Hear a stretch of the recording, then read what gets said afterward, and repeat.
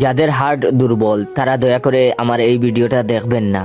অনেক দিন থেকে পাশের রুমটা খেয়াল করছি, সব সময় তালা লাগানো থাকে। আমি কখনো রুমটায় গিয়েছি বলে মনে পড়ে না। আম্মুকে জিজ্ঞেস করলাম, আম্মু ওই রুমটাতে কি আছে? আম্মু বললেন, তোমার জানার প্রয়োজন নাই, ওই রুমে তোমার যাওয়ার দরকার আছে বলে আমি মনে করছি না। আমি শুকনা মুখ নিয়ে ভাইয়ার সামনে দাঁড়ালাম, বললাম, ভাইয়া ওই রুমটাতে কি আছে তুমি জানো কি? ভাইয়া বলল, তোর তাতে কি, যা টাকার তাই আছে, যা ভাগ। আর দাঁড়া, এক গ্লাস পানি এনে দে তো। আমি আচ্ছা বলে রুম থেকে টান পায়ে বের হয়ে গেলাম পানি আনতে। রাত এখন 12টা। ভাইয়া ঘুমিয়ে আছে মরার মতো, দেখলেই বালিশ চাপা দিতে মন চায়। আমার চোখে ঘুম নেই, মাথায় একটা কথা ঘুরপাক খাচ্ছে, যে করেই হোক ওই রুমে যেতেই হবে, দেখতেই হবে কি আছে।